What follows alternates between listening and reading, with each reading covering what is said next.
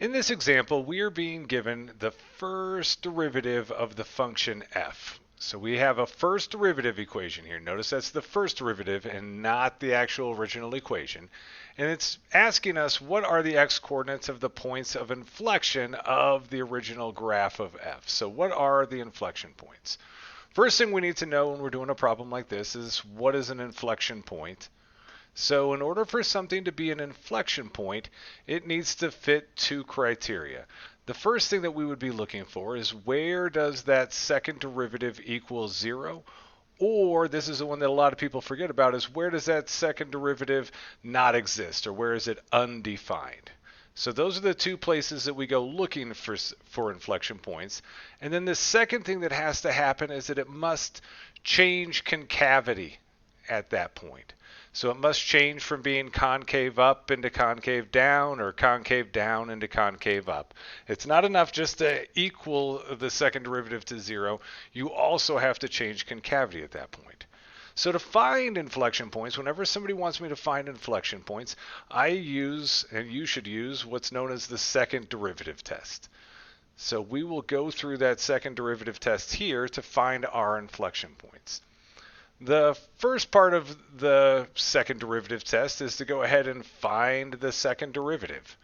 Conveniently for us, we've already got the first derivative given to us right here. So we know that f prime of x is equal to 5x to the fourth minus 20x to the third. So to find our second derivative, we're just going to perform a power rule here. So to do that, I always say bring the power down, subtract 1 from the power. So we bring the 4 down. 4 times 5 gets us 20x. Subtracting 1 from our power would get us x to the third.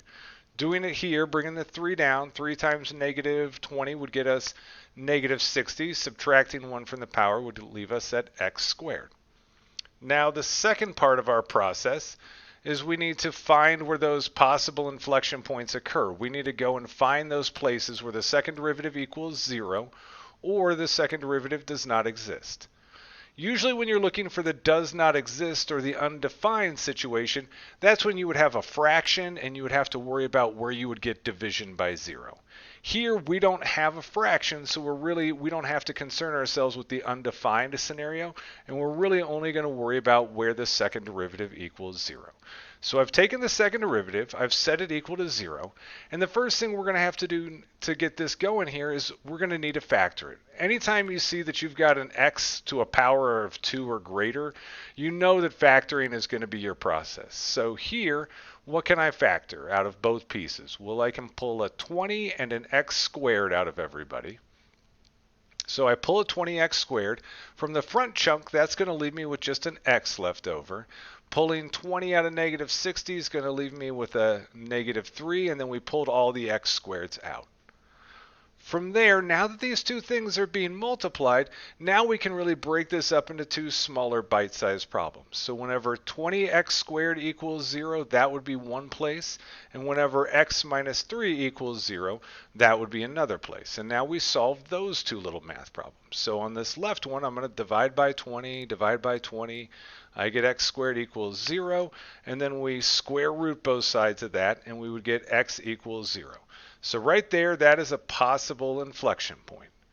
Doing some algebra on the one on the right, we just need to add 3, and we get that x equals 3, and that's another possible inflection point.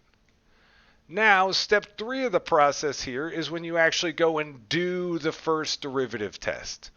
Or not the first derivative, you do the second derivative test. We are doing a second derivative test. And that is just going to be what I call a number line game.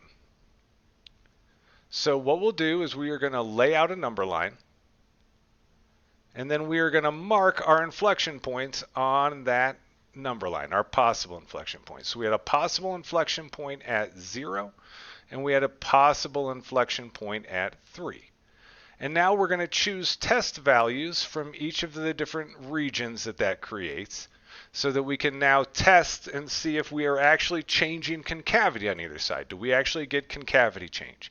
So choosing a number to the left of 0, I'm going to choose negative 1 as a test value. Choosing a number between 0 and 3, I'm going to choose 1 as a test value. And then choosing a number out here beyond 3, I'm going to choose 4 as a test value. So these are all second derivative tests, so we are testing everything in the second derivative. Remember, math people are not creative namers. If it's called the second derivative test, it's because that's what they want you to do. So here we do f double prime of -1, we'll do f double prime of 1, and then we're going to do f double prime of 4. And we're going to plug all of those into our second derivative. So we would get 20 times -1 to the third minus 60 times -1 squared. And so again, this you're going to have to do this quickly in your head because this is a not calculator allowed section. This first piece becomes -20, then we get a minus 60, so we're looking at -80. So when that tells me it's negative, I now know that this section is negative, and therefore it is concave down coming into that first possible inflection point. Then I do the same thing with 1. I get 20 times 1 to the third minus 60 times 1 squared. And out of there, we would get 20 minus 60, which is going to give us -40. And so on the other side here, we still are in the negative and still in a concave down shape. Plugging in 4 on the last one here, this is where the math gets, a little bit more hairy because we're taking 4 to the third and then 60 times 4 squared. So you look here and you've got 4 to the third is going to be 64. So you do 64 times 20 real fast, gets you 8 and then 12. So we got 1280 up in the front here. Minus 60 times, that would be 16. So then doing 60 times 16, you got to be able to do this math quick. So 0, 6 times 6 is 36, carry our 3, and we end up with 960. And so out of here, we get 1280 minus 960. And when you're doing this, you don't really even care about finishing that math up as long as you can get out what the sign is going to be. 1280 is definitely larger than 960, so we know that we're looking here at a positive number. So this is going to give us a plus, and it's therefore concave up. And now step 4 of the process is we need to answer the question. Where are our actual inflection points? So remember that it has to change concavity. Well, if I look at my first possible inflection point, my number line is telling me that I'm going concave down into concave down. Well, that is failing our second requirement here, that an inflection point needs to change concavity. So this first possible inflection point is going to get thrown out, and it's not really an inflection point. Then looking at 3, we can see that we go from concave down into concave up. So our second inflection point, x equals 3, is an inflection point. So that is the only good answer here.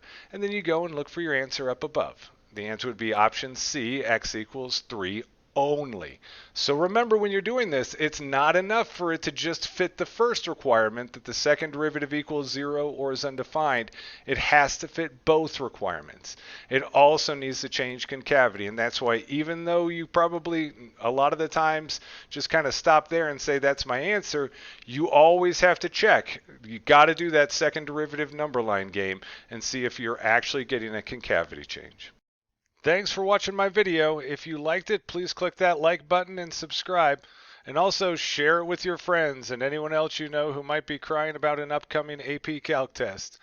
You can find more videos from me, more sample AP Calc questions, and my complete AP Calc study guide over at my website, apcalcprep.com. Have a great one.